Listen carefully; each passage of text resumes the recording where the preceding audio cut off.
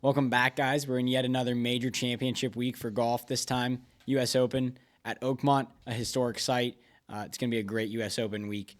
Videos going around already of the conditions, how tough they're going to be. Thick, rough, long, brutal holes. So, going to be a great condition for a U.S. Open championship and going to be a great test. But let's just get started on the storyline, starting with Phil Mickelson, who's been a historic golfer now on the LIV Tour. And he was in a LIV Tour press conference and hinted at it being his last major championship or just U.S. Open championship in general. Just a little bit interesting.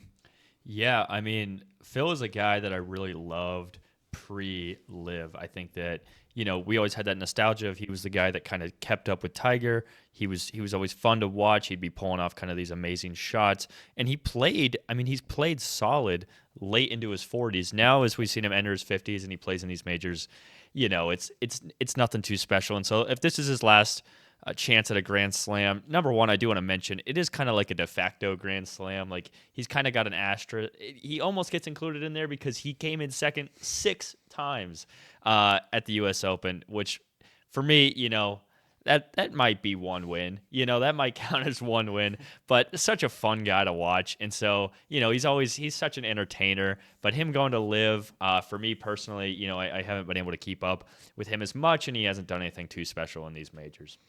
Yeah, I'd just like to point out that he's played Oakmont 3 times during the U.S. Open and missed 2 cuts and got it tied for 47th. So not a very good track record around Oakmont. Which, a good track record is tough around Oakmont. Yeah, sure. But I mean, you could do better than missed cuts. Absolutely. 2 out of 3 missed cuts. He hasn't made the cut since 2021, and he got tied 62nd. Yeah, at a U.S. Open, he hasn't made the cut since 2021. So he struggles in the U.S. Open. I'm sure some of that is his age. Some of that is also just the daunting part of the Grand Slam of him not having the 4th leg. But I mean, I think a great way for him to go out would just be a nice little tied 30th. Oh, absolutely. I think a made cut's a great week here for Phil. I mean, seems like even before he won his last PGA, he was going downhill, and then once he went to LIV, it's just been downhill even more. So, I mean, anything with a check coming Phil's way after this week is a fantastic week for this guy. For sure. Yeah, it really does stink that he doesn't get to play, in these regular PGA Tour events. He only gets to come play when the fields are the most competitive, when the courses are the most competitive. It's like, I think that Phil Price still has a little bit of firepower, but only playing in the majors at his age, despite him, being able to hit bombs for his age, he's still, it's tough to keep up with these guys. For sure. So moving on to who we think's going to win. I'm just looking at this official world golf ranking. A lot of big names in this top 10. I mean, just to go down the list, we got Scottie at 1, Rory at 2, Xander at 3, Colin at 4, Justin Thomas at 5, which is kind of surprising for how meh of a season he's had. Russell Henley at 6, Sepp Straka at 7, Ludwig at 8, Hideki at 9, and then Bryson at 10, which is amazing for a guy who's on LIV. But that just shows how well he's done in majors. So I'd be looking for Bryson to be in that top 10. I don't think he's going to go back-to-back. I think that'd be pretty insane if he did, and I don't think anybody at this table or in the world would be complaining if he went back-to-back. But I think a good guy to look out for is maybe Colin. Sepp Straka's been playing well. He was in the second-to-last group at the Memorial Tournament last week. So, I mean, I'm going to kind of have to – and then also Ludwig. I mean, this could be the week that Ludwig breaks open the major championship floodgates for himself. Yeah, I mean, I think that's an ambitious call, but I can appreciate it because I like the guy.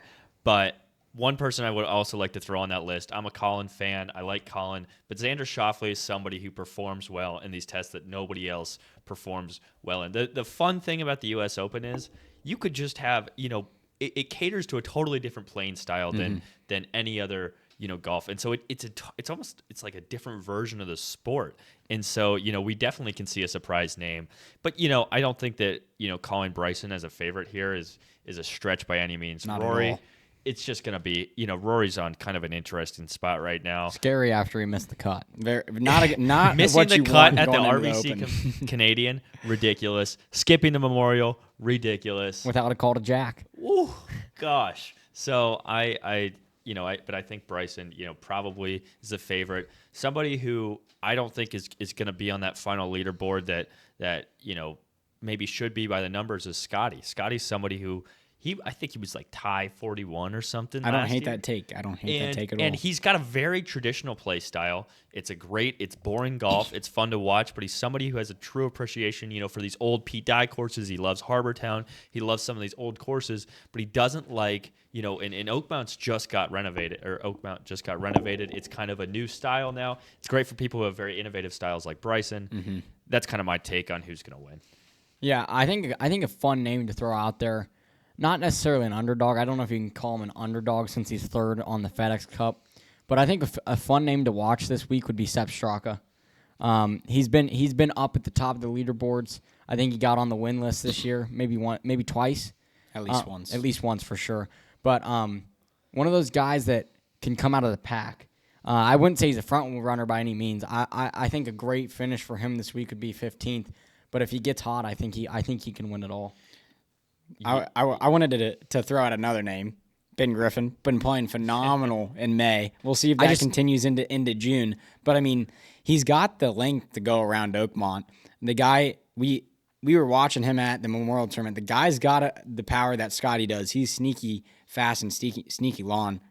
And, I mean, I don't want to say he's going to win it, but I could see him in the top 10 here. I just don't feel like this Oakmont's a course that Ben would excel at. It's fair. Like Rory said, you need to have an innovative game and a game that, you saw the rough. You got to be able to get out of the rough. That's a penalty stroke. It's crazy. Every time you hit it enough. So you got to be able to hit it. You have to have it.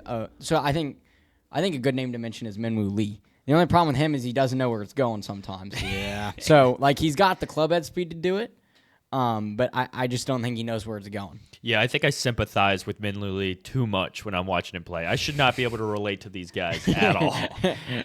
So, moving on to the amateur side of the field, U.S. Open's notorious for allowing really anybody to play in this tournament if they're good enough. Some big names, Evan Beck, he's known for winning the Mid-Am events here and there. He just won, I believe, the previous U.S. Mid-Am. Then we got Ben James coming out of Virginia. Noah Kent coming out of Iowa. I believe he just transferred. Not sure where. I think he went to Florida. Yep, Florida sounds right. Jackson Koiven, he's, I believe, 1 point away from getting his tour card through PGA U. So a cut could do that this week. Michael Lasasso from Ole Miss, who I believe just won the national championship. And then that pretty much sums it up for the amateurs here. But I'm going to have to be going towards maybe a Michael Lasasso or a Jackson Koiven. I think they both have the game to get around this golf course and make the cut. They've proved it at every level they've played at, and I don't see why any of them couldn't be standing there on Sunday with the Low-Am trophy. I think a person you got to shout out there is Mason Howe, 18 under through 2 rounds at his qualifier, won it. Is that the high schooler? He's a junior in high school. There you go. Wow. 63 both rounds. I'm not gonna say he's gonna do it, but I think it's an honorable mention. You have to shout him out after 18 under through 2 rounds, bogey free, and that's the key at Oakmont is to avoid bogeys and really double bogeys.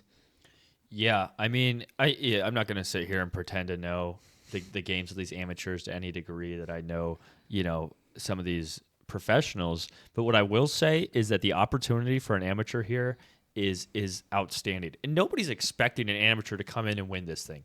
Frankly, I think that's pretty close to impossible. I just think it's such a difficult environment, massive amounts of patrons and such.